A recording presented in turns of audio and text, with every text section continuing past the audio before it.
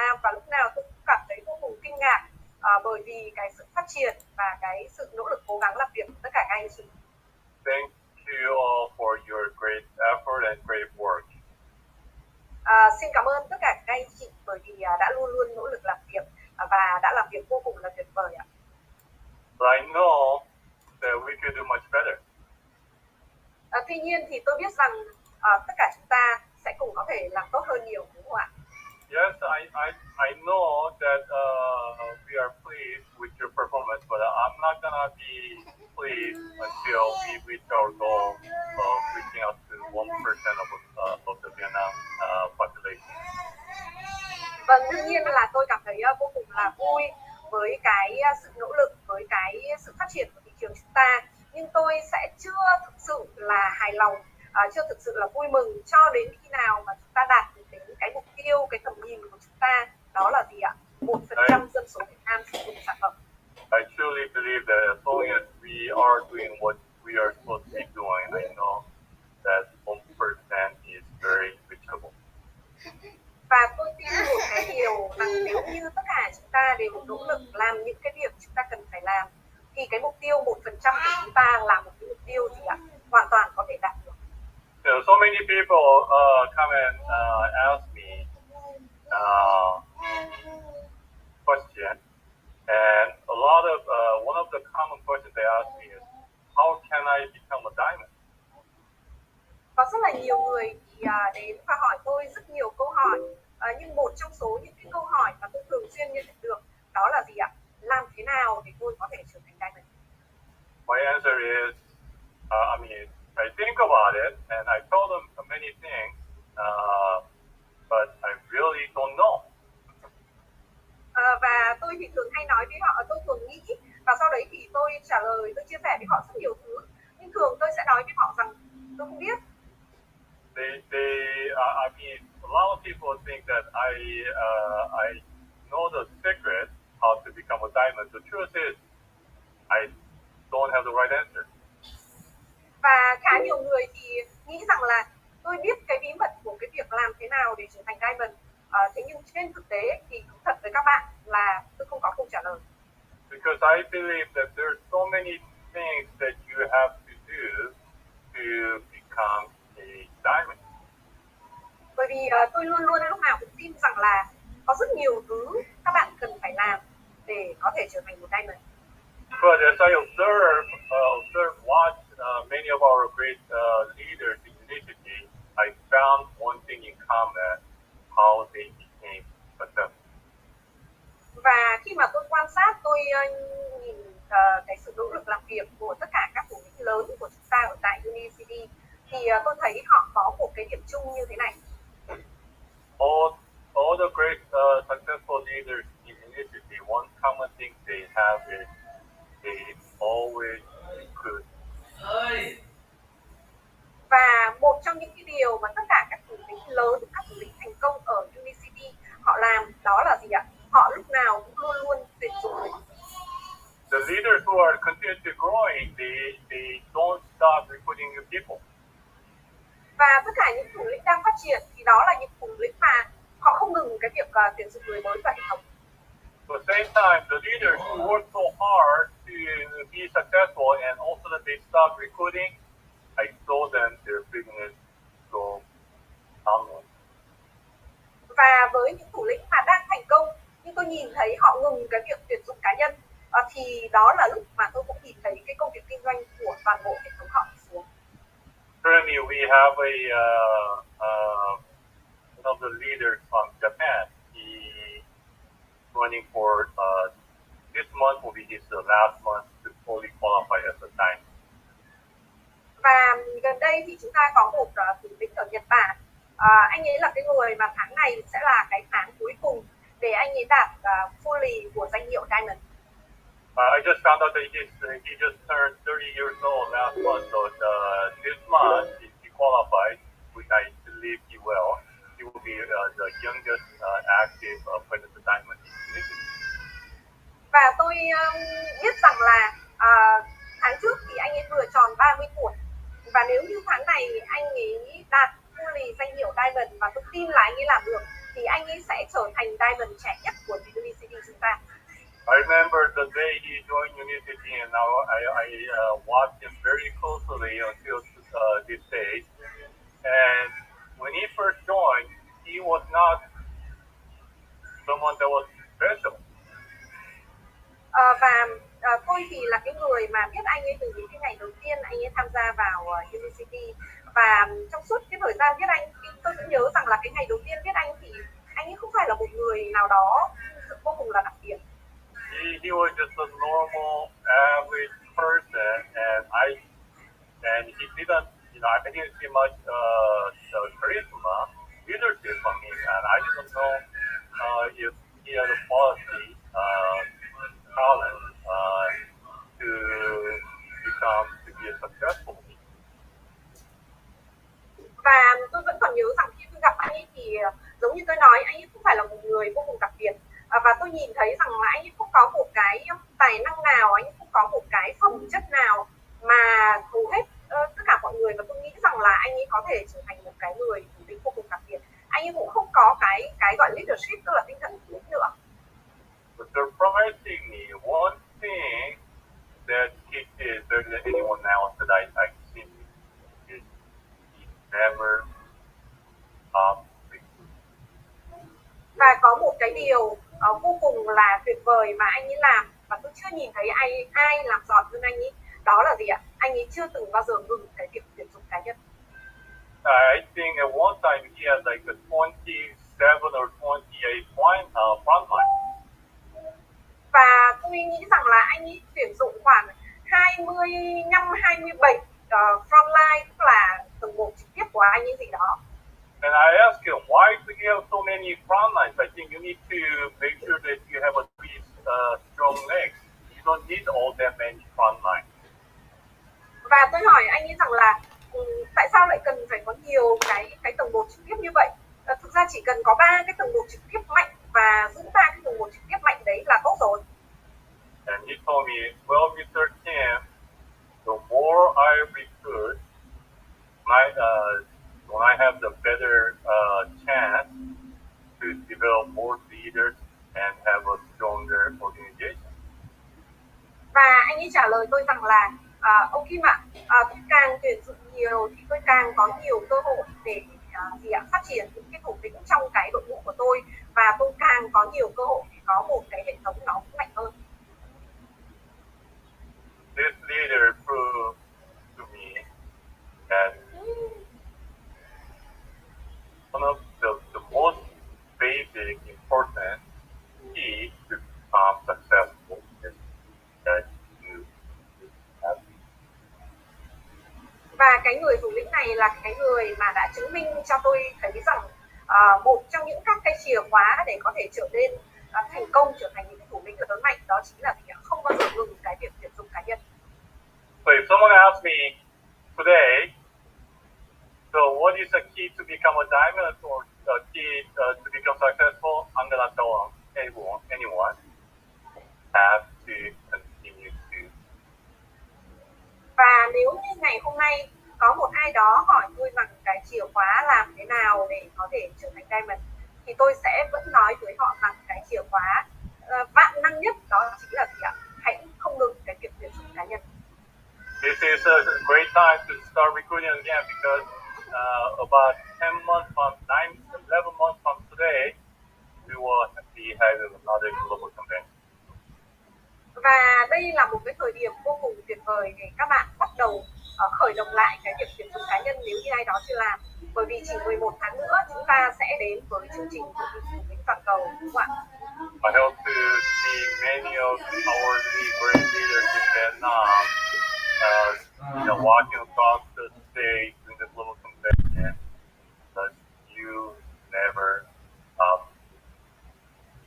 Và tôi tin chắc một điều rằng chúng tôi sẽ được nhìn thấy rất nhiều những thủ lĩnh Việt Nam bước trên sân khấu của Global Convention nếu như các bạn không ngừng cái việc tuyển dụng cá nhân. Now I want to turn the time over to our next speaker. Và bây giờ thì tôi muốn sẽ giới thiệu với các bạn một cái người tiếp theo. I know he's more pleased than anyone else for your great success. Yeah.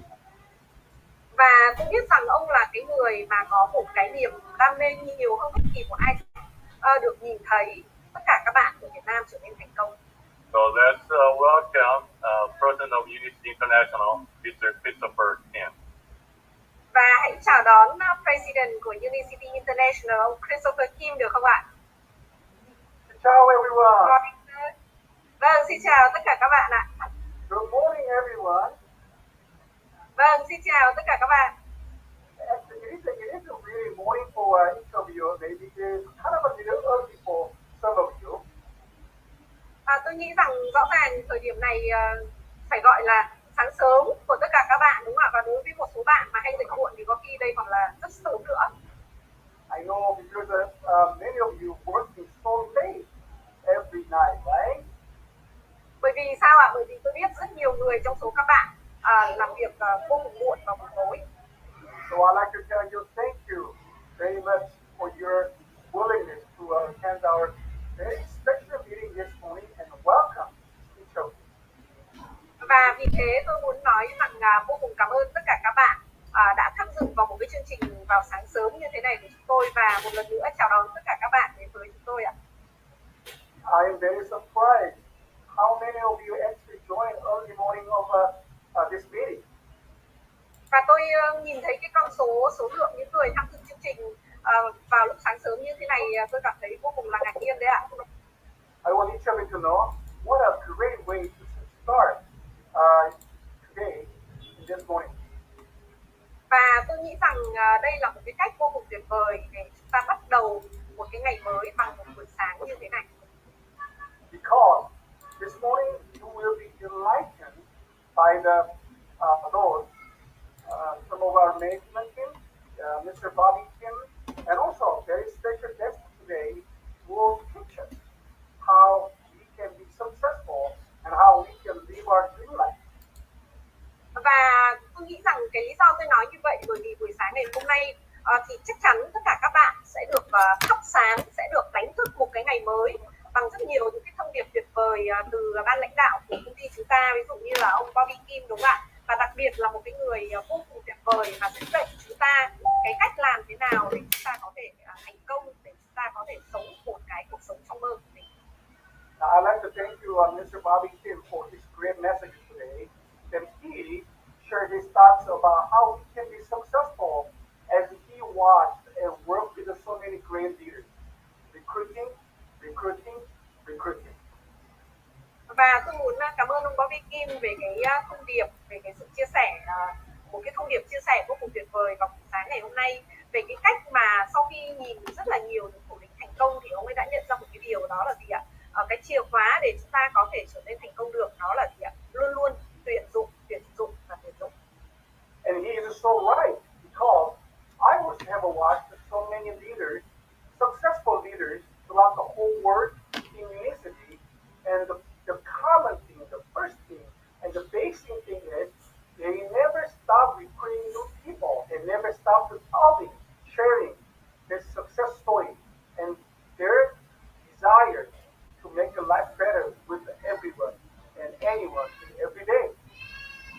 Và tôi thấy rằng ông Bobby Kim hoàn toàn đúng, bởi vì sao ạ? Bởi vì bản thân tôi cũng là một cái người được làm việc với rất nhiều những thủ lĩnh thành công, chứng kiến rất nhiều những cái sự thành công của tất cả các thủ lĩnh, thì tôi nhận ra rằng chưa từng bao giờ tôi thấy bất kỳ một thủ lĩnh thành công nào mà họ ngừng cái việc tuyển dụng, và họ ngừng cái việc chia sẻ với tất cả thế giới và chia sẻ cái điều đó hàng ngày về cái câu chuyện thành công của họ. Họ chia sẻ về cái sự nỗ lực, họ chia sẻ về cái sự đam mê của họ đối với tất cả mọi người, và họ chia sẻ cái điều đó mỗi ngày. Now, some of you may think that that's not possible because right now, Vietnam, we're in the probably most difficult time with the COVID-19. We cannot even get out. We cannot even meet any people. How can we share our success story? How we can help people? How they can make their life better? Và có lẽ nhiều người trong số các bạn sẽ nói rằng là cái việc này bây giờ nó không đúng, nó không thể xảy ra ở Việt Nam được, bởi vì Việt Nam đang trải qua một cái thời kỳ phải nói rằng là khó khăn nhất. Chúng tôi hàng ngày thì không thể đi ra ngoài đường đúng không ạ? Vậy thì làm thế nào mà chúng tôi có thể chia sẻ cái câu chuyện thành công của chúng tôi với tất cả mọi người khi chúng tôi không gặp được họ, hay làm thế nào mà chúng tôi có thể chia sẻ cái niềm đam mê của chúng tôi về cái sứ mệnh Make Life Better, làm cho cuộc sống tốt đẹp hơn của chúng tôi với họ, đúng không ạ? Nhiều người trong số các bạn sẽ hỏi như vậy. I remember when my boss and my leader, Mr. Stewart Hughes, he shared with us many times the truth of the universe, that as we put ourselves the positive thinking here, the outcome, the result of our behavior will be positive. Và tôi thì vẫn nhớ rằng sếp của tôi cũng là cái người gọi là cái tinh thần của tôi, dẫn dắt tôi, và ông ấy đã chia sẻ với tôi cũng như các bạn rất là nhiều lần về cái gì ạ, về cái sự thật, về cái luật hấp dẫn, rồi đúng không ạ, của vũ trụ này. Đó chính là gì ạ, khi mà chúng ta gieo vào đầu chúng ta những các cái suy nghĩ tích cực thì tất cả mọi thứ xung quanh chúng ta nó cũng sẽ gì ạ, diễn ra theo một cái chiều hướng tích cực như vậy. What we plant, that's what we will harvest. Và những cái gì chúng ta gieo thì sẽ là những cái thứ chúng ta gặt. If you think, yes, I plant the thinking of I can do this, guess what? You will result your behavior that you can do anything. Và nếu như chúng ta gieo vào trong đầu mình một cái suy nghĩ rằng là đương nhiên cái việc này tôi có thể làm được, thì cái thứ chúng ta gặt sẽ là gì ạ? Cái kết quả của chúng ta gặt sẽ là gì ạ? Đó là những cái thứ mà chúng ta đã thực sự gieo vào trong cái tâm trí của mình. At the same time, you put into your mind that I cannot do this, guess what? You will not, and you cannot do anything. Và nếu như ngược lại, chúng ta gieo vào trong đầu chúng ta một cái suy nghĩ rằng là mình không làm được cái việc này, thì các bạn đoán xem ạ, cái kết quả nhận được sẽ là gì ạ? Các bạn sẽ chẳng làm được gì cả. But if you telling and putting the thought into your mind that I can include people, I can share this great story of unicity with the others, that's what you will and you can, and you will find those people that you can share with the great story. Vậy thì các bạn thử nghĩ xem ạ, nếu như chúng ta gieo vào đầu mình một cái suy nghĩ và chúng ta liên tục nghĩ rằng là tôi có thể làm được cái điều này, tôi sẽ chia sẻ được câu chuyện của tôi với tất cả mọi người, thì các bạn đoán xem ạ, chắc chắn các bạn đang làm và các bạn sẽ tìm được một cái cách hữu hiệu nhất để các bạn chia sẻ cái câu chuyện thành công, chia sẻ cái sứ mệnh của Unicity chúng ta đến với tất cả mọi người xung quanh các bạn. Matter of fact, I cannot name each of our leaders here today, but the leaders from the Vietnam, you are actually the great example of this feeling, of this truth. Và tôi thì không thể nào kể hết tên tất cả các thủ lĩnh của chúng ta có mặt trong cái chương trình buổi sáng ngày hôm nay, nhưng tôi biết chắc rằng các bạn là một cái minh chứng vô cùng tuyệt vời cho cái gì ạ? Cho cái luật hấp dẫn đó, cho những cái thứ mà chúng ta vừa chia sẻ với nhau đó. We have one double diamond, and we have a big diamond during this pandemic, the most difficult time from Vietnam. Chúng ta đã có một double diamond và 3 diamond mới trong chính cái đại dịch này, và họ đến từ Việt Nam. Not only that, we have so many potential club members during this difficult time of pandemic. Và không chỉ như vậy, chúng ta còn có rất nhiều những thành viên câu lạc bộ chủ tịch mới mà họ gì ạ, đạt danh hiệu trong cái thời kỳ pandemic, cái thời kỳ khủng hoảng này. Matter of fact, each of you never stop, even though this difficult time, because last month of August was one of our best months ever. Và tôi biết rằng chúng ta làm được cái điều đó bởi vì mỗi một người trong số các bạn đã không ngừng bước. Và các bạn có biết rằng cái tháng 8 vừa rồi, cái tháng trước và tháng 8 vừa rồi là cái tháng mà chúng ta đạt đến cái kỷ lục cao nhất trong lịch sử của Unicity Việt Nam suốt khi chúng ta có mặt tại thị trường. So not only thank to each of you for your great efforts of the month of August, but also I'd like to thank each of you that you exercise, practice that truth, that what we impress into our mind, the action, the result will be the same. Và vì thế cho nên tôi thực sự muốn muốn cảm ơn tất cả các bạn về cái của các bạn về cái việc các bạn đã thực hành cái bài tập của cái gì ạ? Của một cái sự thật đó là gì ạ? Những cái gì chúng ta gieo vào trong đầu chúng ta thì đó sẽ là những cái kết quả chúng ta đạt được trong cái cuộc sống hàng ngày của chúng ta. Thank you so much for you being a great example to me and to others to brought the whole world in Unicity International. Và tôi cũng vẫn muốn cảm ơn tất cả các bạn bởi vì các bạn đã trở thành một cái hình mẫu điển hình, một cái hình mẫu dẫn dắt, một cái hình mẫu đối với cả cá nhân tôi cũng như rất nhiều những người khác, những thủ lĩnh khác của chúng ta ở Unicity trên toàn cầu. Now, like each of you, I am also very excited to hear from our special guest of today. Và giống như tất cả các bạn, cá nhân tôi bây giờ cũng vô cùng hào hứng để chờ đón, lắng nghe cái người khách mời vô cùng đặc biệt của chúng ta. Like each of you, I also do have a great respect and admiration to this person that I watched and were taught by him for many years. Và cũng giống như tất cả các bạn, tôi được truyền cảm hứng và tôi cảm thấy vô cùng là ngưỡng mộ, vô cùng là tôn trọng cái người đàn ông đặc biệt này, bởi vì trong suốt một cái thời gian rất nhiều năm vừa rồi thì tôi đã được học hỏi, tôi đã được ông dạy dỗ và chỉ bảo trong suốt cái chặng đường vừa qua. Now, for you, this is an early morning, but for him, this is a late night, and I'm always thankful for his time because and his heart to be with you to share what he has to share with us. Và đối với tất cả các bạn thì đó là buổi sáng sớm, nhưng đối với ông thì đây là một cái thời điểm khá là muộn vào buổi tối rồi. Vì vậy tôi vẫn thực sự vô cùng biết ơn bởi vì ông đã dành cái thời gian để chia sẻ với tôi, với các bạn và với tất cả chúng ta về những cái điều mà chúng ta sắp sửa được nghe. I am truly honored to introduce him every single time. My friend, well, your friend, your leader, and your mentor, the CEO and owner of Unicity International.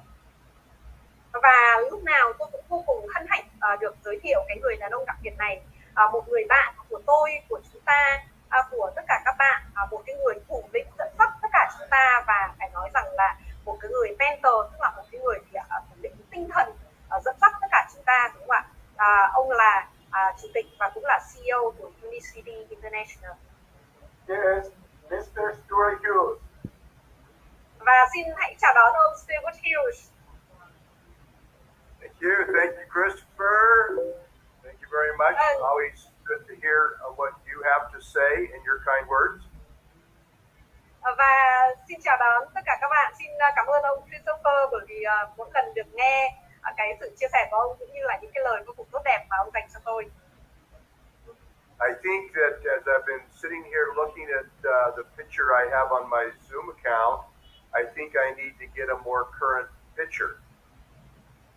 Và khi mà tôi nhìn đến những các cái hình ảnh mà tôi thấy ở trên cái Zoom này, tôi nghĩ rằng là có lẽ là tôi cần phải có nhiều những cái hình ảnh hiện tại hơn nữa, đúng không ạ? I'm looking more like Nam, right? Tôi nhìn thấy như giống như có vẻ nhìn hơi giống anh Nam rồi, đúng không ạ?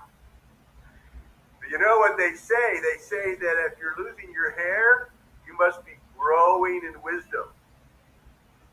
Và thường các bạn biết không ạ, khi mà người ta nói rằng là mình bị hói, mình bị mất đi tóc, thì đó là khi mà mình phát triển lên cái sự gì ạ, cái trí não cũng như là cái gì ạ, cũng như là cái sự wisdom, tức là cái sự gọi là thông thái. So I just want to tell you, congratulations. I mean, Vietnam has had already such a great year. You're doing a magnificent job of leading, and I'm just so very proud of you. Just like Bobby Kim said, Christopher Kim said, we are so proud of you. We're so inspired by you. Và giống như cả tôi vẫn muốn một lần nữa nói rằng là thị trường Việt Nam của các bạn đã phát triển một cách vô cùng ngoạn mục, vô cùng là tuyệt vời. Và giống như ông Bobby Kim, giống như ông Christopher Kim nói và cả tôi nữa, chúng tôi vô cùng là tự hào về tất cả các bạn, vô cùng tự hào về cái sự phát triển của tất cả các bạn. Yes. One of the things I want to do tonight is, I guess this morning for you, is I want to ask you some questions. Và một trong những cái điều mà ngày hôm nay tôi muốn chia sẻ với tất cả các bạn vào cái buổi sáng sớm này, buổi sáng của các bạn như là một tối của tôi, đúng không ạ? Đó là tôi muốn hỏi các bạn một vài những các cái câu hỏi. Bobby said that he often gets asked the question, how do I become a diamond? Ông Bobby thì có chia sẻ rằng ông ấy thường xuyên nhận được một cái câu hỏi rằng làm thế nào để có thể trở thành diamond. And he said he didn't really know except for what he's been able to see with people who become diamonds is that they are recruiters. Và ông ấy trả lời rằng là ông ấy không thực sự biết, nhưng cái điều mà ông ấy chứng kiến tất cả những thủ lĩnh đã thành công được đó là gì ạ? Họ luôn luôn trở thành một cái người gì ạ? Tuyển dụng đó. And that's certainly true. That's true. Cái điều đó hoàn toàn đúng ạ, hoàn toàn đúng ạ. But the question I have for you is, why would someone join you? Và cái câu hỏi ngày hôm nay tôi có cho các bạn đó là tại sao những người khác lại muốn tham gia với các bạn? If you went out to talk with somebody about becoming a part of your business at Unicity, why would they join? Why would Và they nếu như các bạn đi ra ngoài, các bạn chia sẻ với họ, các bạn mời họ vào cái công việc kinh doanh với các bạn, thì hãy trả lời cái câu hỏi là tại sao họ lại muốn tham gia với các bạn. Do you know where you're going? Các bạn có biết rằng mình sẽ đi đâu không? Do you have such a clear idea, a clear vision of where you're going that you can explain it to them in such a way that they would like to join you? Các bạn có một cái ý tưởng vô cùng là rõ ràng, một cái chiến lược, một cái con đường đi vô cùng là rõ ràng để khi các bạn giới thiệu với họ, các bạn chia sẻ với họ thì họ ngay lập tức muốn đi cùng với các bạn hay không? In my many years in the business, the one thing I've learned is that people don't join the company, they join the upline. They join the sponsor. They join because of the sponsor's vision. Not because of the company, but because of the sponsor's vision. Và trong suốt tất cả cái kinh nghiệm của tôi trong suốt rất là nhiều năm thì tôi phát hiện ra rằng người ta tham gia vào, người ta không phải tham gia vào một công ty, người ta tham gia vào là vì cái người apply, là vì cái người bảo trợ, là vì cái tầm nhìn của cái người apply và cái người bảo trợ.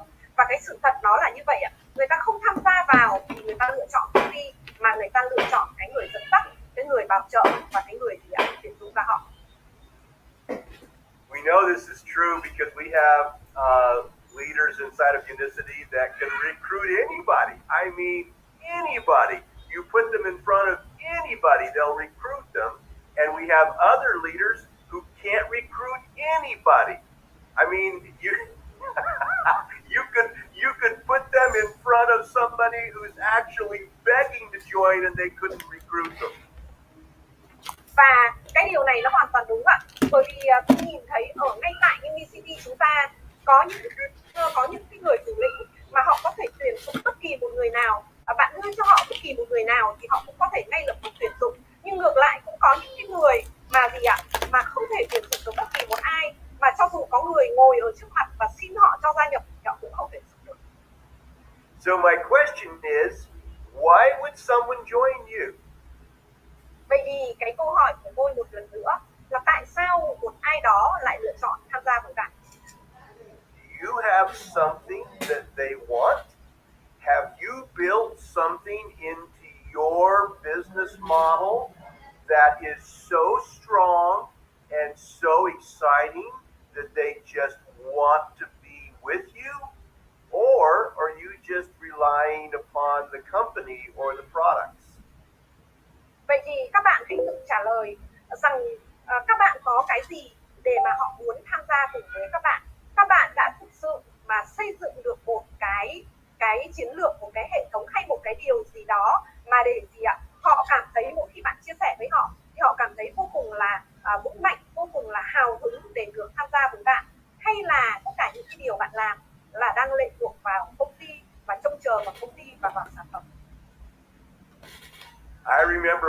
was a young distributor. It was a long time ago. So many years ago. Some of you were not even born when I was a young distributor. All right, but I remember. Và tôi vẫn còn nhớ cái khi mà tôi làm một nhà phân phối vô cùng trẻ, một cái người vô cùng trẻ tại cái thời điểm đó, thời điểm mà tôi nghĩ rằng là rất lâu rồi, thậm chí có thể rất nhiều người trong số các bạn còn chưa được sinh ra, thế nhưng tôi vẫn còn nhớ rất là rõ cái thời khắc đó. And I actually asked myself that question. Why would anybody join me? Và lúc đó tôi đã hỏi tôi một cái câu hỏi chính xác như vậy, rằng tại sao người khác lại muốn đi cùng với tôi? What have I got to offer anybody that would make them want to put their future into my hands? Và tôi có cái gì để khi mà tôi chia sẻ với họ, họ muốn đặt cái tương lai của họ vào trong bàn tay của tôi? I just really struggled with the answer to that question when I was a young distributor. I didn't have an answer. I would sit there. Maybe that's why I lost all my hair, because I'd sit there scratching my head saying, why would they join me? Và cái câu hỏi đó nó sự đã khiến cho tôi trăn trở suốt những cái năm tháng tuổi trẻ của tôi. Và tôi cứ ngồi ở đó, khi tôi còn là một cái nhà phân phối vô cùng trẻ, tôi cứ ngồi ở đó để trả lời cho cái câu hỏi đó của mình mà tôi không trả lời được. Và tôi ngồi tôi suy nghĩ rất nhiều. Có lẽ hay là bây giờ tôi bị mất tóc, bởi vì là cái thời đấy tôi ngồi tôi gãi đầu gãi tai để tôi nghĩ ra câu trả lời, nó nhiều quá cho nên bây giờ tôi đi như thế này. You know what I finally decided? Và các bạn có biết cuối cùng thì tôi quyết định như thế nào không ạ? I had to become the kind of person other people wanted to follow. Và tôi quyết định rằng mình phải trở thành một cái người mà tất cả mọi người đều muốn đi theo. I had to develop the skills of the business so good. I had to become so good at the skills of the business that other people would see me and say, hey, I want to be with that guy. I want to follow that guy. I want to be on that guy's team. Và tôi quyết định rằng mình sẽ phải đầu tiên là phát triển các cái kỹ năng kinh doanh của mình, phát triển các cái kỹ năng kinh doanh của mình tốt đến mức là tất cả mọi người đều muốn đi cùng với tôi, tất cả mọi người đều muốn tham gia vào với tôi. Người ta nhìn cái kỹ năng kinh doanh của tôi và người ta nói rằng là tôi muốn đi cùng với cái người đó, tôi muốn đi cùng với ông ấy và tôi muốn đi cùng với cái hệ thống của ông. I remember one of the first meetings that I did. Và tôi vẫn còn nhớ cái cuộc meeting, cái cuộc họp đầu tiên mà tôi tổ chức. It was in the home of a friend of mine. Và nó là một cái cuộc gặp ở tại nhà của một cái người bạn của tôi. His wife didn't like me. Và vợ của cái người bạn đó thì tôi thế nào? She didn't like her husband being in the business with me. Và cô ấy cũng không thích chồng của cô ấy làm cái công việc kinh doanh này của tôi. And so here I was in the house with this man and about 5 or 6 of his friends. And his wife was in another room of the house, and she was going around and banging pots and making noise just to show that she wasn't happy with me being there. Và tôi nhớ rằng là tôi ở trong cái tôi đến cái cuộc họp đó ở nhà của anh ấy cùng với khoảng 5 đến 6 người bạn của anh ấy, và chúng tôi ngồi ở trong một cái phòng để họp. Còn vợ của anh ấy thì ở cái phòng bên cạnh, và cô ấy cứ đập đồ này đập đồ kia, cô ấy cố gắng để tạo ra rất nhiều cái tiếng ồn để cho chúng tôi hiểu rằng là cô ấy không thích cái buổi gặp đó của chúng tôi, và cô ấy không thích chồng của cô ấy tham gia vào cái công việc kinh doanh này cùng với lại tôi. And I was so bad at doing meetings. I could tell it was bad. People were looking around, they were looking at each other. I started getting hot, I started sweating. I was just like, I was hoping, can this ever get over?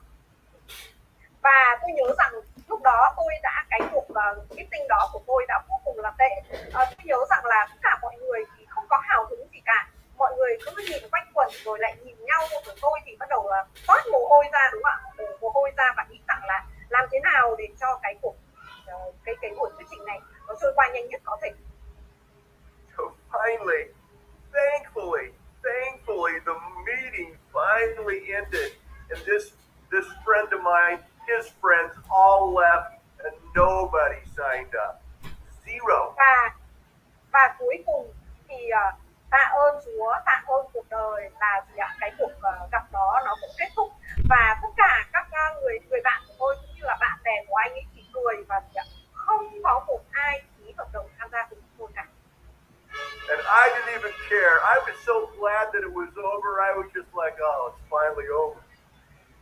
Và tôi không quan tâm đến việc là không có ai ký hợp đồng, mà tôi chỉ quan tâm đến mỗi một cái việc đó là gì ạ? Là ôi trời ơi, cuối cùng thì cái cuộc họp này nó cũng qua rồi. And then this guy's wife walked into the room, and right in front of her husband, she said, that was terrible. Và cái người vợ của cái người bạn của tôi thì ngay lập tức bước chân vào phòng, đứng trước mặt chồng của mình và nói rằng là tệ quá. Yeah, you can imagine, I felt like I was about this tall. I was so small in my own eyes. I said to myself, why would anybody join me? I'm terrible. Và các bạn hãy nghĩ đến cái cảm xúc của tôi lúc đó. Tôi nghĩ rằng mình chỉ cao có người này thế này. Tôi tự cảm thấy trong con mắt của tôi là một cái người vô cùng là bé nhỏ, một cái người vô cùng tệ. Và tôi lại hỏi mình rằng là nếu như tôi tệ như thế này thì tại sao người khác lại muốn đi cùng với tôi? But my friends, I had a vision of what I could do. And so I said to myself, I don't care about tonight. I care about tomorrow. And I'm going to do whatever it takes to become so good at doing these meetings that people are going to stand up and give me a standing ovation when I get done with a meeting. Và các bạn có biết không ạ? Nhưng mà tôi không quan tâm, bởi vì tôi có một cái tầm nhìn nó đủ lớn đến mức rằng tôi biết tôi có thể làm được cái điều gì. Và tôi nói với chính mình rằng tôi không quan tâm đến buổi tối ngày hôm nay, tôi chỉ quan tâm đến cái tầm nhìn của tôi và những cái điều tôi có thể làm trong tương lai. Và tôi phải trở thành một cái người để mỗi một khi tôi đứng lên tôi làm một cái buổi meeting hay một cái buổi thuyết trình nào đó thì tất cả mọi người đều đứng dậy và vỗ tay, dành cho tôi những cái tràng vỗ tay, và họ thực sự muốn đi cùng với tôi. This was in 1990. Và đó vào năm 1990. Before the internet. Trước khi cả cái thời mà chúng ta có internet. Before the iPhone.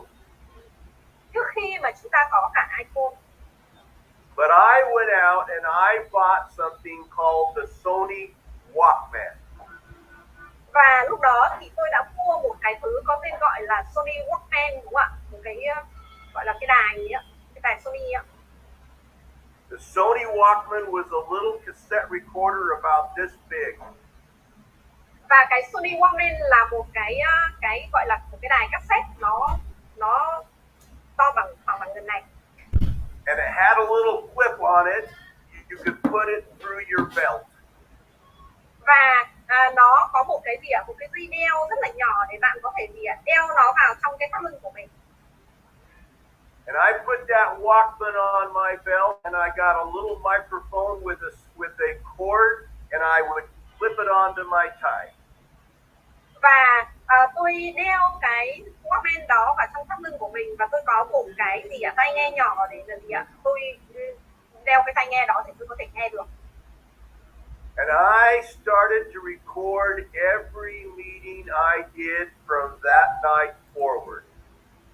Và cái đó nó cũng có một cái nút ghi âm, cho nên là tôi bắt đầu ghi âm tất cả những các cái cuộc meeting mà tôi trình bày bắt đầu từ cái thời điểm đó. I did that for years. Và tôi đã làm cái điều đó I still do it sometimes, where I will record my presentations and go back and listen to them, critiquing myself to make sure that I am as good as I can be. Và cho đến bây giờ thỉnh thoảng tôi vẫn làm cái điều đó. Tôi vẫn ghi âm lại tất cả những các cái buổi thuyết trình của tôi, và tôi nghe lại những các cái bài ghi âm đó để đảm bảo chắc chắn rằng là tôi đã thực sự thuyết trình một cách tốt nhất, tôi đã thực sự nỗ lực thuyết trình một cách tốt nhất. I learned how to be a good speaker by being honest with myself and practicing it day after day after day. Và tôi đã trở thành một cái người thuyết trình giỏi, một cái người speaker vô cùng tuyệt vời, bởi vì tôi đã luôn luôn chân thực với chính mình, thẳng thắn với chính mình, và tôi đã học mỗi một ngày, và tôi đã cố gắng luyện tập mỗi một ngày. As I became better at the skills in the business, my business started to grow. People wanted to join me because they saw the skill and they said, I want that. I want to be like that. Và khi mà cái kỹ năng của tôi về kinh doanh nó phát triển, thì đó là cái lúc mà cái công việc kinh doanh của tôi nó cũng phát triển theo. Tất cả mọi người khi mà nhìn thì họ nói rằng là họ muốn cái điều đó, họ muốn tham gia với tôi bởi vì họ muốn cái kỹ năng của tôi có đó. Now people started to say, well, can you get rich in this business? Và đó là cái lúc mà mọi người bắt đầu nói rằng là thế thì cái công việc kinh doanh này có thể giúp họ giàu được không? And if I said, yes, you can get rich in the business, they might say, are you rich? Và nếu như tôi trả lời rằng là có, bạn có thể trở nên giàu có trong công việc kinh doanh này, thì họ sẽ hỏi tôi rằng, thế anh đã giàu chưa? And I was not rich yet. Và lúc đó thì tôi chưa giàu. I was too busy spending all my income on things to make me look rich. Và tôi đã thực sự là ném tiền vào những tôi đã bận rộn ném tiền vào những cái thứ mà nó khiến cho tôi trông có vẻ giàu. And so I decided if I was going to be a leader on how to be rich, I had to become rich. Và lúc đó thì tôi quyết định rằng là nếu như mình muốn trở thành một cái người thủ lĩnh mà có thể dẫn dắt người khác trở nên giàu có, thì cá nhân mình phải trở nên giàu có trước tiên. Do you know how you become rich? Và các bạn có biết làm thế nào để mình có thể trở nên giàu có không? It's very simple. Nó rất đơn giản. You make more money than you spend. Đó là bạn kiếm ra nhiều tiền hơn là bạn tiêu. But I see so many distributors who spend more money than they make. Thế nhưng mà tôi lại nhìn thấy quá nhiều những người nhà phân phối, những người thủ lĩnh tiêu nhiều hơn cái số mà họ kiếm được. They think they can fake it till they make it. Họ nghĩ rằng họ có thể lừa dối cái điều đó cho đến khi họ làm được, thực sự làm được nó. Đúng không ạ? Bác dùng cái từ là fake it until they make it, tức là gì ạ? Có thể lừa dối người ta cho đến khi mà mình thực sự trở nên giàu có. But the problem with that strategy is you can never fake out yourself. Và cái vấn đề đó là gì ạ? Bạn sẽ luôn luôn tự lừa dối chính mình nữa. And one of the things that I've found about recruiting is people feel you more than they hear you. Và một cái điều mà tôi nhận ra trong cái quá trình mà chúng ta tuyển dụng đó là gì ạ? Mọi người cảm nhận bạn nhiều hơn là mọi người nghe bạn.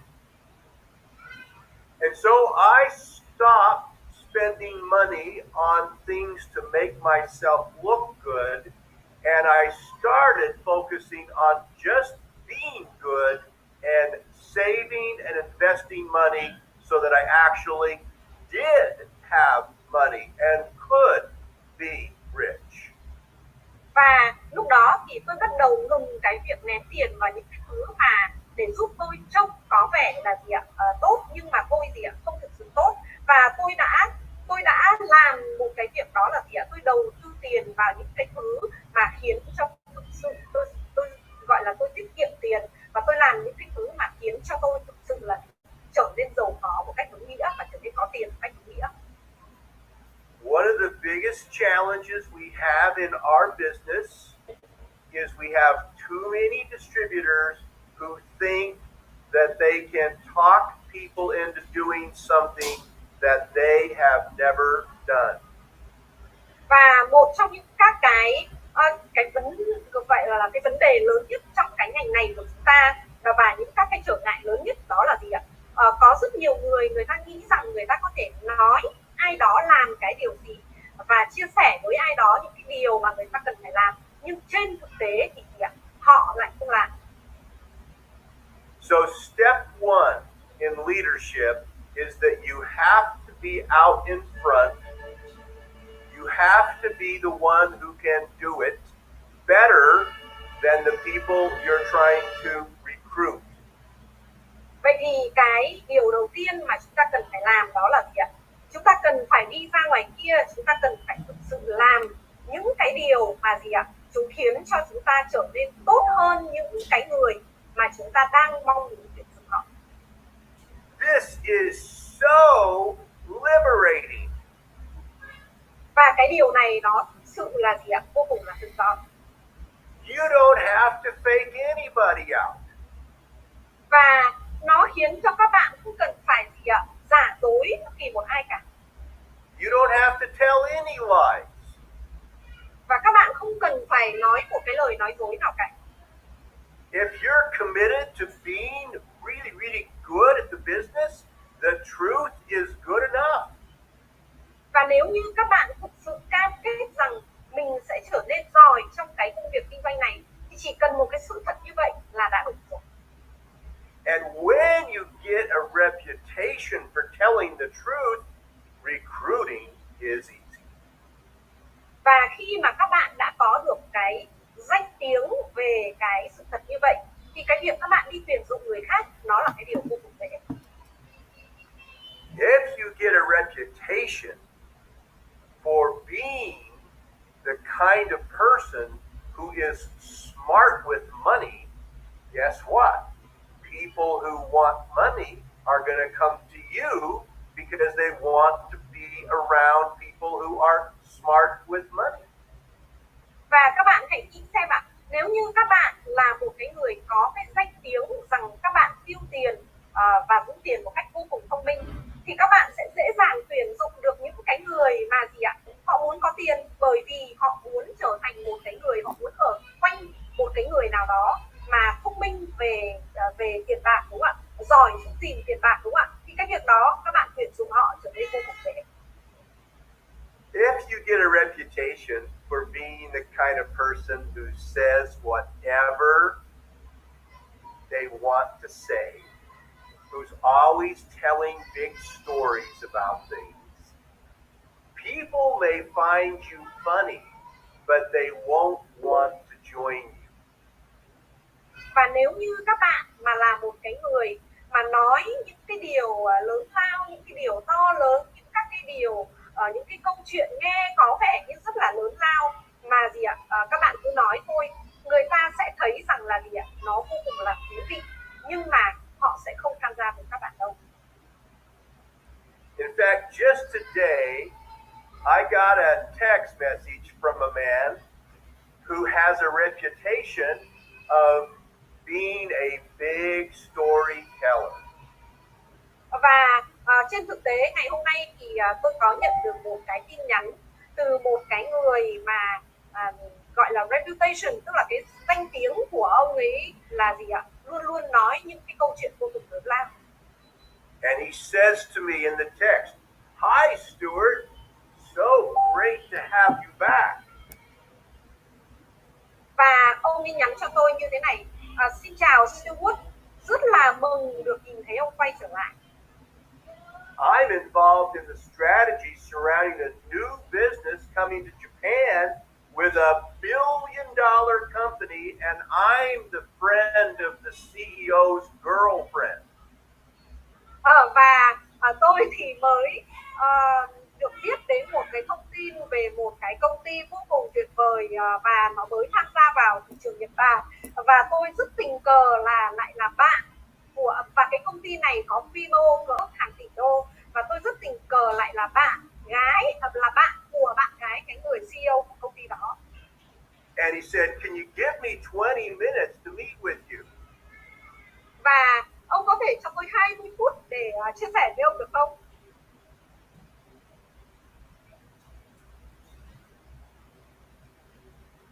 Are you kidding? Và tôi nghĩ rằng là anh đùa đấy ạ.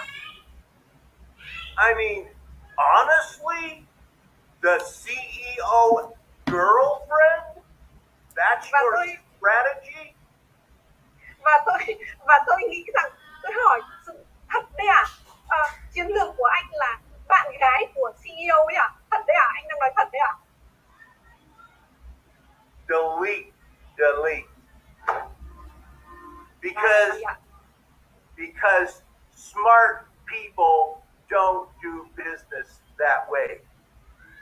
Và tôi ngay lập tức là gì ạ? Xóa luôn. Bởi vì gì ạ? Những người thông minh, người ta không làm kinh doanh theo cái cách như vậy. So when you look at your business, always look at yourself Vậy thì first. khi các bạn nhìn vào công việc kinh doanh, hãy luôn luôn nhìn vào chính cá nhân mình trước ạ. Every single one of you on this call today, Mỗi You're một người trong good số các enough. bạn, mỗi một người trong số các bạn trong cái chương trình buổi sáng ngày hôm nay, các bạn đủ tốt ạ. You're good enough to recruit hundreds, even thousands of people, just the way you are. Và các bạn đủ để có thể tuyển dụng hàng trăm, hàng nghìn những người mà các bạn muốn, chỉ bằng cái cách là gì ạ? Mình là chính mình. Just by being yourself, just by focusing on getting better every day, you will find other people will say, I like that guy, I like that lady, they're honest, I feel safe with them. Và chỉ bằng cái cách các bạn là chính mình mỗi một ngày và thành thật với chính mình, thì các bạn đã đủ tốt để có thể tuyển dụng bất kỳ một ai. Và chỉ phải bằng cái việc các bạn mỗi một ngày gọi là thành thật với chính mình, trở nên tốt hơn một chút, thì các bạn đã có thể tuyển dụng được bất kỳ một ai. Bởi vì họ sẽ nói rằng là họ muốn tham gia với một cái người như các bạn, một cái người gì ạ, vô cùng là chân thành, một cái người vô cùng là gì ạ, thẳng thắn, và một cái người vô tốt. Just be you. Hãy chỉ là chính mình, But be the best you can be. hãy là chính mình, nhưng hãy là cái phiên bản tốt nhất mà mình có thể. And work hard on getting better every day. Và hãy nỗ lực mỗi một ngày để trở thành một cái phiên bản tốt hơn của chính mình. Be honest with yourself about yourself. Và hãy gì ạ, luôn luôn thành thật với chính mình, và thành thật với chính mình một cách tốt nhất. If you need to get better on your recruiting, well, go practice recruiting. Và nếu như các bạn muốn trở thành một cái người tuyển dụng giỏi hơn, thì hãy đi ra ngoài và tuyển dụng mỗi một ngày, hãy thực hành cái việc tuyển dụng mỗi một ngày. If you have to get better with your presentations on the product or the compensation plan, practice. Practice in front of a camera. Practice audio taping yourself. Practice. Và nếu như các bạn muốn trở thành một cái người thuyết trình giỏi về sản phẩm hay về cơ hội kinh doanh, thì hãy gì ạ? Thực hành, hãy làm nó mỗi một ngày. Các bạn hãy thực hành cái việc thuyết trình đó trước cái gì ạ? Trước máy quay, rồi là trước cả cái máy ghi âm. Hãy luôn luôn gì ạ? Thực hành nó mỗi một ngày. Really important to use the upline as a role play partner. I can cannot emphasize enough. Your upline wants you to succeed. Go to them and say, can I role play with you? I need to get better at this. Let me practice with you. Và tôi muốn rằng mỗi một người trong số các bạn hãy gì ạ? Hãy trở thành một cái người thực sự là hình mẫu, hãy trở thành một cái người thực sự là tham gia vào cái việc đó. Và các bạn hãy nhớ rằng cái người bảo trợ, cái người upline của các bạn lúc nào cũng muốn các bạn thực sự trở nên thành công. Vậy thì các bạn hãy đi ra nói với người bảo trợ, nói với người upline của mình rằng là tôi muốn trở nên giỏi hơn, tôi có thể tham gia thực hành cùng với anh, cùng với chị trong cái việc này được không? Now, I want to jump into, do I have sharing ability? Yes sir, you should. All right, let me see if this works.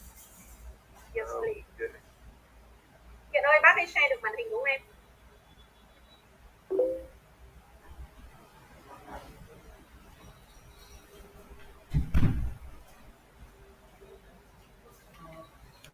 Can you try sir? I'm trying. Hang on a second. I don't have the best. All right. Now, are you seeing my screen? Yes sir. Does it say how to stay in the growth mode? Yes, I do see it. All right, excellent. Okay. So, what I want to do is talk to you about something that I talked to Tung Sing about last week. Và ngày hôm nay thì tôi muốn chia sẻ với các bạn một cái điều mà vừa mới tuần trước tôi mới chia sẻ với chị Tương Sinh. Okay.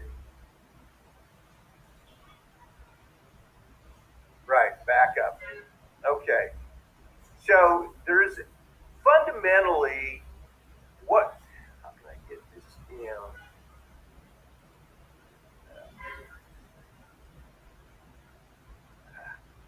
I apologize for I need to practice on my technology, don't I? So, Xin lỗi các bạn, tôi nghĩ rằng là tôi phải thực hành công nghệ tốt hơn nữa đúng không ạ? All right, so there's really two aspects to our business, recruit and develop. Có hai cái phần vô cùng là quan trọng trong cái công việc kinh doanh này của chúng ta, đó là gì ạ? Tuyển dụng và phát triển. You're going to recruit first yourself. Đầu tiên các bạn phải tuyển dụng chính mình đã. And then you're going to develop yourself. Và sau đó thì các bạn phải phát triển chính mình.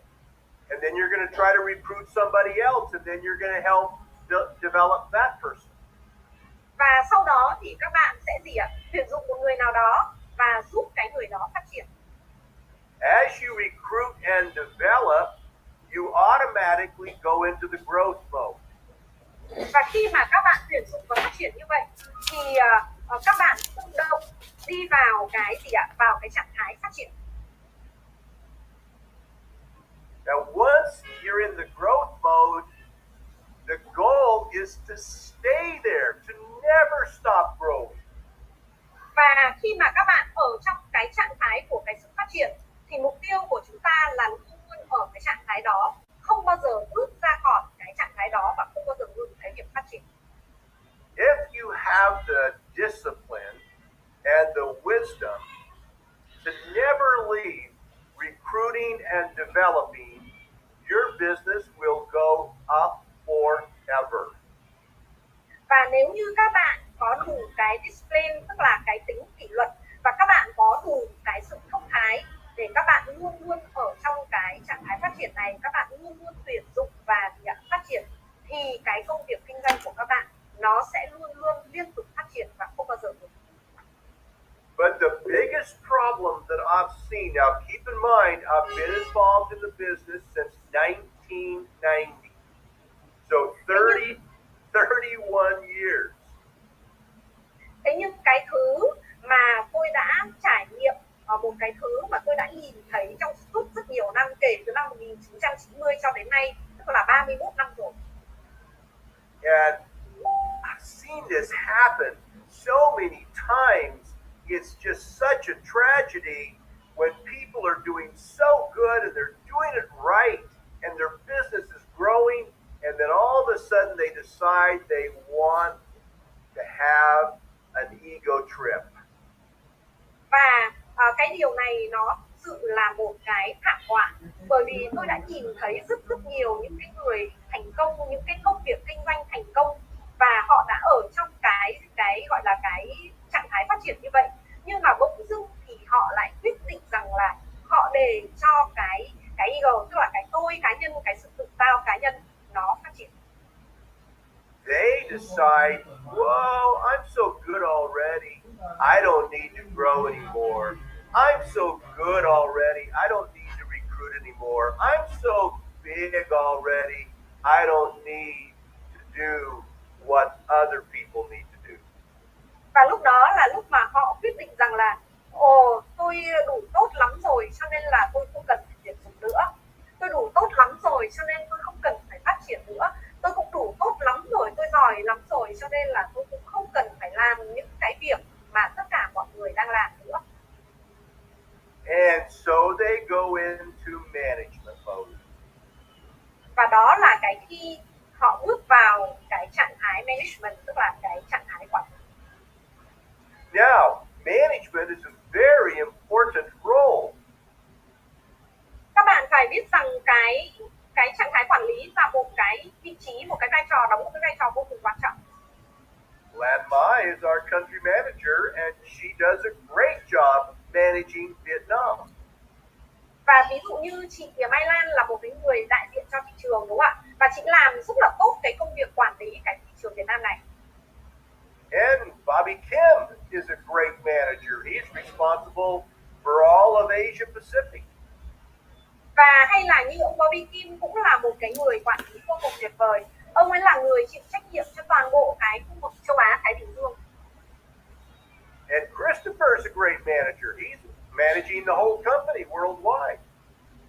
Và hay là như ông Christopher Kim cũng là một cái người quản lý vô cùng tuyệt vời. Ông ấy là cái người chịu trách nhiệm quản lý toàn bộ thị trường của công ty chúng ta trên toàn cầu. But you as a distributor are not in management by design. You are in leadership by design. Thế nhưng các bạn với tư cách là một nhà phân phối thì các bạn không phải là những người quản lý, các bạn không phải được gọi là dùng cái từ được thiết kế để trở thành những cái người quản lý, mà các bạn sinh ra để trở thành những cái người chủ tịch. We only have one country manager in Vietnam, but we could have 1,000,000 leaders in Vietnam. Chúng ta có thể chỉ có mỗi một người gọi là quản lý duy nhất, quản lý quốc gia duy nhất ở tại thị trường Việt Nam, nhưng chúng ta có thể có hàng triệu những chủ tịch ở thị trường Việt Nam. But if you go into management mode, because your people see you as a leader, they will follow you into management mode. Và các bạn hãy nghĩ rằng nếu như các bạn rơi vào cái trạng thái quản lý thì các người downline của các bạn trong hệ thống của các bạn, họ không nhìn các bạn với tư cách là một người quản lý, họ nhìn với các bạn với tư cách là một người thủ lĩnh, và họ cũng sẽ đi theo các bạn vào cái trạng thái quản lý đó. And as they follow you into management mode, you're going to have a problem because your business is going to start going down. Và khi mà đội nhóm của các bạn theo các bạn đi vào cái trạng thái quản lý đó thì các bạn sẽ bắt đầu có vấn đề, bởi đó là khi công việc kinh doanh của các bạn đi xuống. Because you're not recruiting and developing anymore, and your people are not recruiting and developing anymore. Và bởi vì các bạn không tuyển dụng và các bạn không phát triển nữa, cho nên đội nhóm của các bạn cũng không tuyển dụng và cũng không phát triển nữa. And when your business starts going down, well, you have to make an excuse about why that's happening. You have to say, well, it's this problem, or it's that COVID, or it's this problem, or whatever. But you're now in excuse mode. Và khi mà cái công việc kinh doanh không phát triển như vậy thì đó là cái lúc mà các bạn rơi vào cái trạng thái gì ạ? Gọi là biện hộ, đúng không ạ? Biện minh. Và các bạn nói rằng là các bạn không thể phát triển được bởi vì cái lý do này, lý do kia, bởi vì Covid, bởi vì rất nhiều những các cái thứ khác. Và đó là cái khi mà cả hệ thống của các bạn cũng sẽ gì ạ, rơi vào cái trạng thái gì ạ, biện minh cho cái sự không phát triển của mình. And as you get involved in excuse mode, your people follow you into excuse mode, which pushes you into blame mode. Và các bạn thấy rằng là bởi vì các bạn là thủ lĩnh, cho nên khi mà các bạn ở trong cái trạng thái gì ạ, gọi là biện minh như vậy, toàn bộ hệ thống của các bạn cũng đi vào cái trạng thái đó cùng với các bạn. Và khi họ đi vào cái trạng thái đó thì là lúc các bạn rơi vào cái trạng thái gọi là gì ạ, đổ lỗi. Now your business is just falling apart, and you have to blame somebody. It's the upline, it's the downline, it's the company, it's the products, it's it's Christopher, it's Bobby, it's Lan Mai, it's the compensation plan. You've got to come up with somebody or something that you can blame because your business is just falling apart. Và các bạn thấy rằng khi mà các bạn rơi vào cái trạng thái đổ lỗi là khi mà cái công việc kinh doanh của các bạn nó hoàn toàn nó sụp đổ. Và vì cái công việc kinh doanh sụp đổ cho nên các bạn phải tìm một ai đó, một cái thứ gì đó để các bạn đổ lỗi, đúng không ạ? Các bạn đổ lỗi nào là do cái này, do cái kia, nào là do ông Christopher, do ông Bobby, do Mai Lan, hay là do chương trình trả được, hay là do product, hay là do sản phẩm, hay là do công ty. Và các bạn liên tục đổ lỗi cho cái sự tan rã của cái hệ thống của mình. And if you keep going down that path, well, you're going to go all the way to the bottom. Và nếu như các bạn cứ đi theo cái chương trình như vậy thì các bạn sẽ rơi xuống tận đáy của cái sự thất bại. And you may say, well, Stewart, I think you're making too big a deal out of this, but I'm not, because I've seen people who were diamonds and double diamonds and even triple diamonds who have lost their whole business because of this decision to go into management mode. Và các bạn có thể nói với tôi rằng là ông Stewart ơi, ông cứ làm quá lên, làm lớn chuyện lên, chứ làm gì có chuyện nó đến mức tệ như thế. Nhưng trên thực tế đó là cái sự thật, nó đã diễn ra. Và tôi đã nhìn thấy rất nhiều diamond, double diamond, triple diamond, và họ hoàn toàn mất đi cái hy vọng khôi phục lại cái công việc kinh doanh của mình chỉ vì một cái quyết định lúc ban đầu là họ rơi vào cái trạng thái quản trị. Now, isn't that sad that there could be somebody making 50,000 USD a month, 100,000 USD a month, and they can make the decision that will actually destroy their own business? I just think that is so sad. Và cái điều đó nó có buồn không ạ? Nó quá tệ, nó quá buồn, đúng không ạ? Khi mà nhìn thấy một người nào đó có cái mức thu nhập 50.000 hay 100.000 đô một tháng mà rồi cuối cùng thì phá hủy toàn bộ cái công việc kinh doanh của mình chỉ vì cái việc rằng là họ quyết định mình sẽ đi vào cái trạng thái quản trị đó. Fortunately, there's a way to get out of this trap, and that is to go back to recruit and develop. Và rất may mắn là có một cái cách để thoát ra khỏi cái bẫy này, đó là gì ạ? Ngay lập tức trở lại với cái trạng thái của tuyển dụng và phát triển. If you simply say to yourself, every morning you get up and look in the mirror and you say, I want my downline to do exactly what I do today. And then you go do what you want them to do, your business will go back to growth mode and you will go back to having great success. Và các bạn làm cái điều đó bằng cách nào ạ? Bằng một cái điều đó là đầu tiên hãy, giống như là tôi đã nói lúc ban đầu, hãy tự tuyển dụng lại chính mình. Các bạn hãy mỗi một ngày đứng trước một cái gương và quyết định rằng là tôi sẽ quay trở lại cái trạng thái tuyển dụng và phát triển, tôi sẽ quay trở lại cái trạng thái phát triển, và tôi sẽ muốn tất cả mọi người trong đội nhóm của tôi làm chính xác những cái điều mà tôi làm ngày hôm nay. Và các bạn hãy đi ra ngoài, các bạn hãy bắt đầu gì ạ? Tuyển dụng, các bạn hãy bắt đầu khôi phục lại cái công việc kinh doanh của mình. Và đó là khi toàn bộ hệ thống của các bạn họ cũng sẽ chính xác làm như vậy.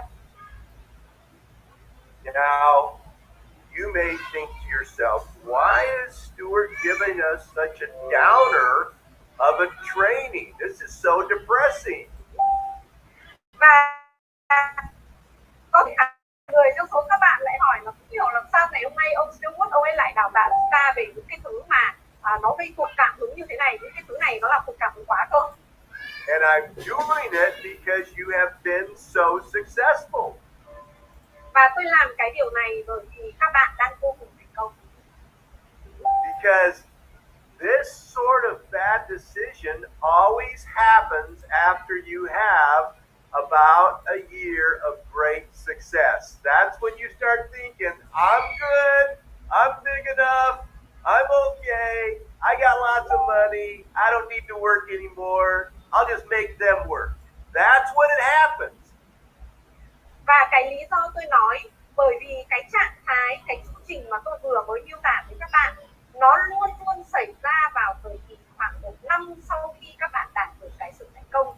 Đó là cái khi mà các bạn nói rằng là tôi tốt rồi, tôi giỏi rồi, tôi thành công rồi, tôi có nhiều tiền rồi, cho nên là bây giờ tôi vui mừng rồi, tôi cứ ngồi ở đây và tôi không cần phải làm gì cả, tôi để cho tất cả mọi người làm những cái thứ việc mà mọi người cần phải làm. Và cái chu trình mà tôi vừa mới tả với các bạn nó xảy ra ngay sau khi chúng ta đạt được cái sự thành công. As I have looked at the great leaders that I respect so much, they all have one thing in common. Và khi tôi nhìn đến tất cả những cái người thủ lĩnh thành công mà tôi vô cùng là tôn trọng và ngưỡng mộ, thì họ có một cái điều chung rất giống nhau. They never ask their downline to do anything that they are not already doing. Đó là gì ạ? Họ không bao giờ đề nghị downline của mình làm những cái điều mà họ chưa làm hoặc họ không làm. The great leaders always recruit more than they ask their downline to recruit. Và những cái người thủ lĩnh giỏi, những cái người thủ lĩnh vĩ đại là những cái người mà luôn tuyển dụng nhiều hơn cái số mà họ mong muốn downline của họ. A few years ago, I had some big Korean leaders come to me to complain. They wanted to complain to me. Cách đây vài năm thì tôi có một cái người thủ lĩnh khá lớn ở thị trường Hàn Quốc. Họ đến họ nói chuyện với tôi và họ nói rằng họ muốn phàn nàn với tôi ạ. They said, you need to stop Jin Hee Park from recruiting. He's competing with us. This is a small country and he's already so big. Why does he keep recruiting? Tell him to stop recruiting. Và cái người đó nói với tôi rằng là ông hãy làm ơn ngừng bảo ông Jin Hee Park ngừng cái việc tuyển dụng lại đi. Ông ấy đang tuyển dụng quá nhiều và ông ấy cạnh tranh với chúng tôi. Cái đất nước Hàn Quốc của chúng tôi nó quá nhỏ và nếu ông ấy cứ tuyển dụng như vậy thì chúng tôi không còn ai để tuyển dụng cả. Cho nên ông làm ơn bảo ông Jin Hee Park là ông ấy đang cạnh tranh với chúng tôi đấy, ông ấy ngừng cái việc tuyển dụng lại đi. I said, you should get up and thank God every day that you have a leader who actually leads by example. Và tôi nói với cái người đó rằng là bạn nên đứng dậy và tạ ơn Chúa rằng bạn có một cái người thủ lĩnh tuyệt vời, một cái người thủ lĩnh mà luôn luôn dẫn dắt bằng việc trở thành hình mẫu. We are in the leadership business. We have to do it first, and then we can say, come on and do it with me. And then we'll have credibility. Then we'll have power. Then we'll have people want to be a part of our business because we're leading by example. Cái công việc kinh doanh này của chúng ta là một cái công việc kinh doanh bằng leadership, tức là bằng tinh thần thủ lĩnh. Chúng ta phải dẫn dắt đội nhóm của mình bằng cái việc chúng ta trở thành những các cái hình mẫu. Chúng ta phải làm cái điều đó trước, sau đó thì chúng ta quay ra, chúng ta nói với tất cả mọi người rằng hãy đi theo tôi, đúng không ạ? Hãy làm chính xác những cái điều mà tôi làm. Đó là khi các bạn sẽ có uy tín, các bạn sẽ có sức mạnh và các bạn sẽ có cái quyền năng để có thể tuyển dụng bất kỳ một ai vào trong cái hệ thống của các bạn. Và đó là khi mà các bạn thực sự dẫn dắt bằng hình mẫu. Now, I just want to give you a little bit of my vision. for Vietnam. Và bây giờ thì tôi muốn chia sẻ với các bạn một chút về cái tầm nhìn của tôi cho cái thị trường Việt Nam của các bạn. As you know, I've been to Vietnam many times. Các bạn biết rằng là tôi đã đến Việt Nam khá nhiều lần. And I loved every visit. Và cứ mỗi một lần đến thì tôi đều rất là yêu. Ho Chi Minh City is one of the few cities in the world where I can go and it feels like I've been plugged into the electricity grid of the city. I go, whoa! I am so energized because this city is electric. Và thành phố Hồ Chí Minh là một trong số rất ít những thành phố mà khi tôi đến đó tôi cảm thấy như là mình được truyền điện, cảm thấy rằng là mình gần như là được truyền cái năng lượng. Mỗi một khi tôi đến và tôi bước chân vào cái thành phố đó thì tôi thấy giống như là mình đang được cắm vào một cái công tắc điện ấy. Là gì ạ? Tôi cảm thấy rằng là cả cái người tôi nó tràn đầy cái nhiệt huyết và tràn đầy cái sự hưng phấn. And even when I go to smaller cities, and when I go to the capital city of Hanoi, I feel the fire and the energy of the Vietnamese people. Và kể cả khi tôi đi đến những các cái thành phố nhỏ hay là đi đến cái thủ đô của các bạn, đó là Hà Nội, thì tôi luôn luôn cảm nhận rằng tất cả mọi người Việt Nam giống như là có một cái nguồn năng lượng vô tận. Tất cả mọi người đều sẵn sàng để nhận bùng cháy. 20 years ago, when we first started working hard to build Korea, Korea was really not the world leader in anything in those days. Cách đây khoảng 20 năm khi mà chúng tôi bắt đầu xây dựng thị trường Hàn Quốc, thì lúc đó Hàn Quốc chưa phải là một người dẫn đầu, chưa phải là một người anh cả của cái thế giới này ở bất kỳ một cái lĩnh vực gì. Và cái thời điểm đấy Hàn Quốc không là gì cả. But I could tell by watching the people that they were going to become world leaders because the people were smart and they were disciplined and they were hard workers. Thế nhưng mà lúc đó khi mà đến với Hàn Quốc thì tôi biết chắc một điều rằng một ngày nào đó họ sẽ trở thành một trong những anh cả của thế giới.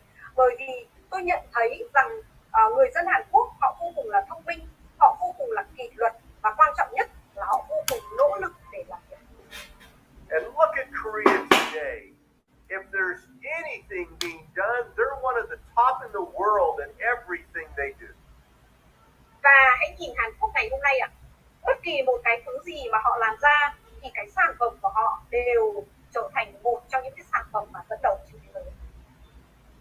And Vietnam is going to blow right past Korea. Và Việt Nam sẽ là một cái quốc gia mà thổi bay cái quá khứ đó của Hàn Quốc. Do you know why? Các bạn có biết tại sao không ạ? Two reasons. Có hai lý do. Number one, you have more than double the Korean population. More than double. Đó là các bạn có cái dân số lớn hơn gấp đôi dân số của Hàn Quốc ạ. Các bạn hãy nhớ rằng dân số của chúng ta lớn hơn gấp đôi dân số của Hàn Quốc. Number two reason, and I think this is even a bigger reason, you are much younger than the Korean people. Và cái lý do thứ hai mà tôi nghĩ rằng cái lý do này nó là cái lý do lớn hơn, đó là gì ạ? Cái tuổi dân số của các bạn trẻ hơn so với Hàn Quốc rất nhiều. Bigger population, younger population creates dramatic growth. Và với một cái dân số lớn hơn và dân số trẻ hơn thì nó sẽ tạo ra một cái sự phát triển vô cùng là ngoạn mục. Already, Korea has a very high per capita income in the world. Very high, not the highest, but it's high, meaning they can afford to buy all of our products. Và các bạn biết rằng là cái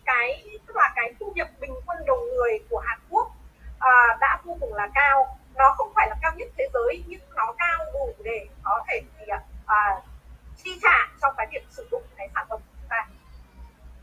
Vietnam's per capita income is very low right now. Thế nhưng cái gì ạ? Cái thu nhập bình quân đầu người của Việt Nam thì gì ạ? Vẫn còn rất thấp. And it is going to grow by 200, 300, 400, 500% in the next 10 to 15 years.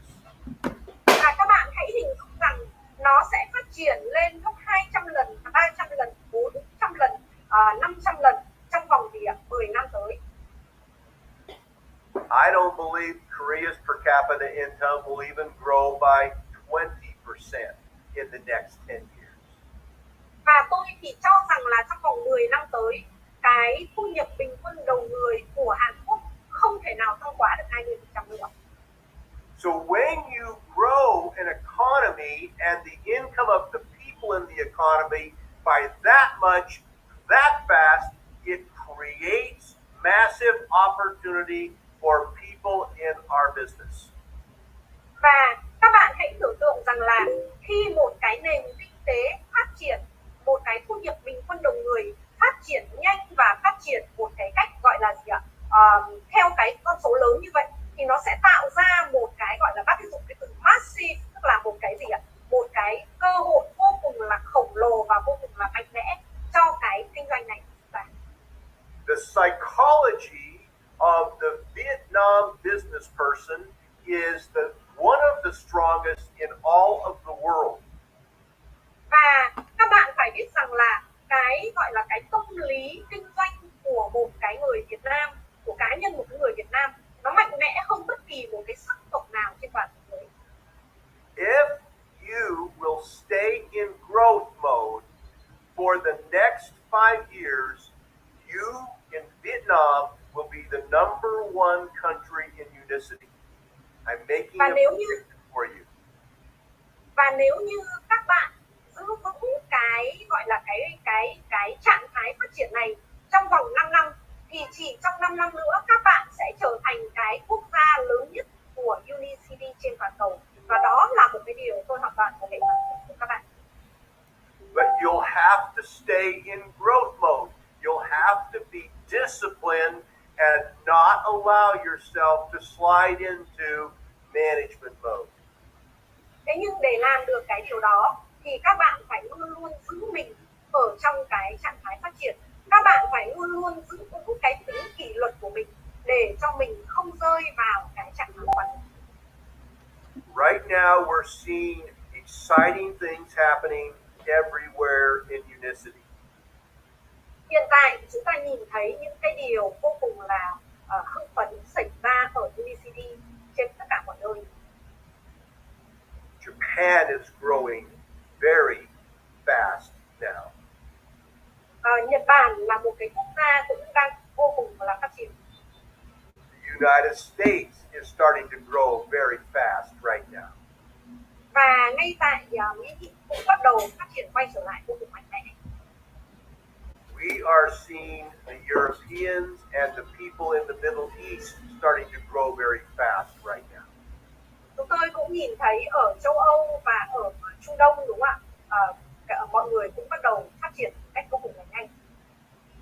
But no one has a better opportunity than Vietnam over the next 5 years. Everything is coming together just like the sun, the stars, the moon, everything's lining up for you right now. You only get chances like this maybe once or twice in your lifetime. Và tuy nhiên thì không có một cái quốc gia nào có cái cơ hội khổng lồ và cái cơ hội tuyệt vời giống như là ở Việt Nam các bạn đang có bây giờ. Nó giống như một cái cơ hội, nó giống như là mặt trăng, mặt trời, tất cả những các cái vì sao đều chiếu sáng cho cái sự phát triển này của các bạn. Và các bạn hãy nhớ rằng các bạn không có đến quá 1 đến 2 lần một cái cơ hội như thế này trong suốt cuộc đời mình. In 5 to 7 years, your greatest window of growth will have already happened. Và chỉ trong vòng 5 đến 7 năm nữa thì cái sự phát triển lớn nhất miss it. Và hãy đừng bỏ lỡ nó. You are the ones who are there now. You are perfectly positioned to be the ones who catch the wave and ride the wave right now. Và các bạn là cái người mà đã ở đó, đã nắm được cái khoảnh khắc để các bạn gì ạ? Ở trên cái ngọn sóng, cưỡi cái ngọn sóng đó và gì ạ? Và gọi là chinh phục cái ngọn sóng đó. You've got to be in the water. You've got to be on your surfboard. You've got to be paddling like crazy. You've got to get yourself stronger and better because you're already there. You're in the right ocean. You're in the perfect place right now. Và các bạn hãy nhớ rằng hãy hình dung giống như là mình đang đi lướt ván, đúng không ạ? Các bạn hãy đắm mình vào trong biển cả. Các bạn hãy đắm mình vào những các cái con sóng. Các bạn hãy gì ạ? Trở nên mạnh mẽ hơn. Các bạn phải chiếm giữ được cái tấm ván lướt của mình và các bạn hãy gì ạ? Lướt. Các bạn hãy thấy rằng mình đang ở chính vào cái thời điểm tuyệt vời nhất và đúng nhất. So if I come to see you in 5 years and you're not a crown diamond or bigger, I'm going to say you missed the wave. Và nếu như trong vòng 5 năm nữa tôi gặp các bạn mà các bạn chưa phải là crown diamond, tôi sẽ nói với các bạn rằng là các bạn bỏ lỡ mất cái con sóng vĩ đại.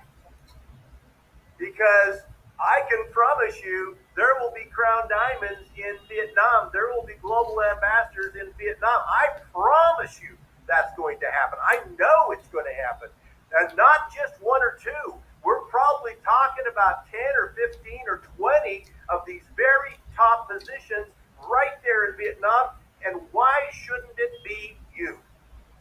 Và tôi khẳng định với các bạn rằng chúng ta sẽ có gì ạ? Crown Diamond, chúng ta sẽ có Royal Crown Diamond và thậm chí cả Global Ambassador. Và tại sao nó lại không phải là các bạn? Tôi khẳng định với các bạn trong vòng 5 năm nữa chúng ta sẽ có những cái danh hiệu tuyệt vời đó, những cái danh hiệu mà phải nói rằng là cao nhất trên toàn cầu ở tại quốc gia của các bạn. Và sẽ không chỉ có 1 hay 2 đâu ạ. Chúng ta sẽ có cả 10, 15, thậm chí là 20 những cái danh hiệu cao tuyệt vời đó ở tại Unicity Việt Nam các bạn. Và tại sao nó lại không phải là các bạn? Now, it's going to take discipline. It's going to take lots of practicing. It's going to take being smart, telling the truth, pushing yourself to go even when you don't feel like going. It's going to take all of that. Và các bạn biết không ạ? Nó sẽ đòi hỏi các bạn phải có tính kỷ luật. Nó đòi hỏi các bạn phải thực hành mỗi một ngày. Nó đòi hỏi các bạn phải thông minh. Nó đòi hỏi các bạn phải luôn luôn gì ạ? Thành thật. Và nó đòi hỏi các bạn phải luôn luôn nỗ lực và gì ạ? Đẩy mình mỗi một ngày. Nó đòi hỏi tất cả những các cái điều đó cho cái con đường này. But if you can push yourself harder than you ever have for the next 5 years, if you can grow harder than you ever have in the next 5 years, you're going to live better than 99.9% of the people in the world live. Because this is your moment.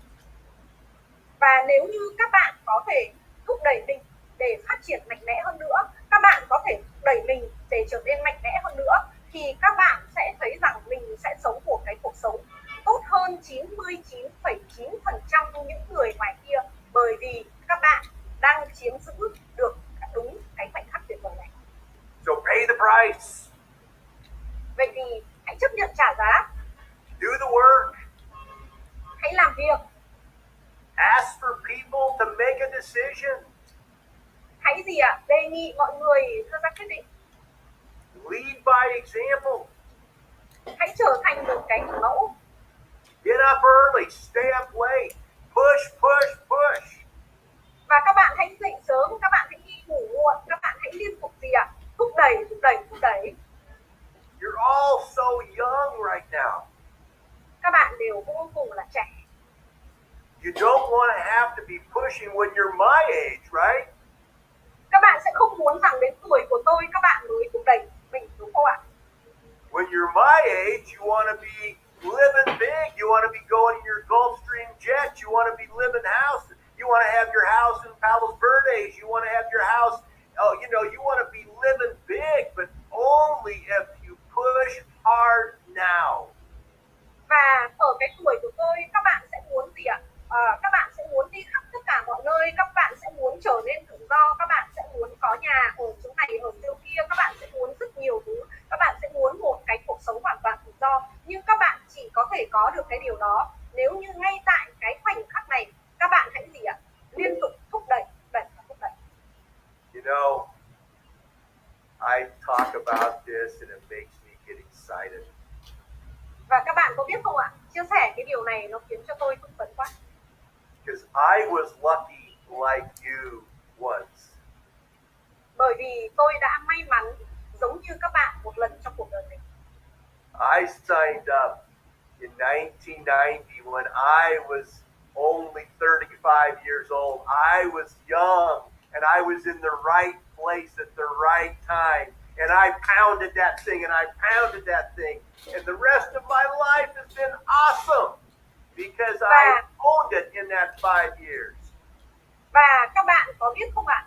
Tôi đã vô cùng là may mắn bởi vì tôi quyết định ký với cái công việc kinh doanh này vào năm 1990. Khi đó tôi mới chỉ có 35 tuổi. Tôi trẻ giống như các bạn và gì ạ? Tôi đã bắt được cái khoảnh khắc đó và tôi đã nỗ lực phát triển, đã nỗ lực thúc đẩy liên tục và trong suốt sau 5 năm thì cái cuộc sống của tôi trở nên vô cùng tự do và bây giờ tôi sống một cái cuộc sống như thế này. All right. Good to be with you. I love you all. I'm so proud of you. I gave you that talk because I want you to stay on it, but I am proud of you. I know you're going to be great.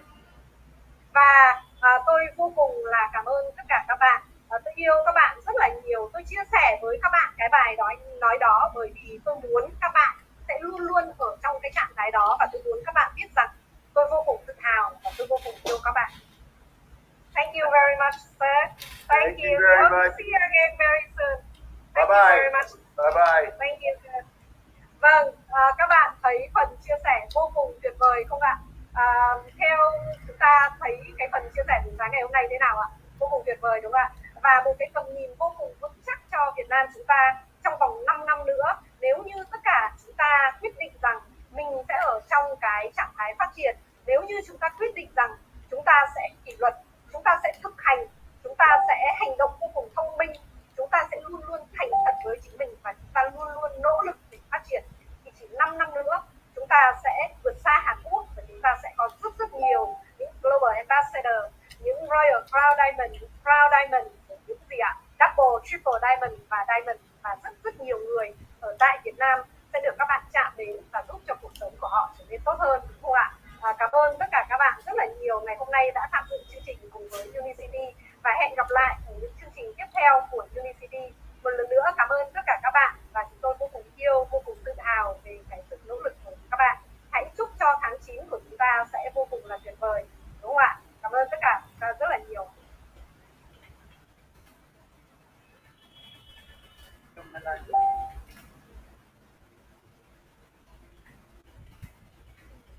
Cảm ơn chị Mai Lan.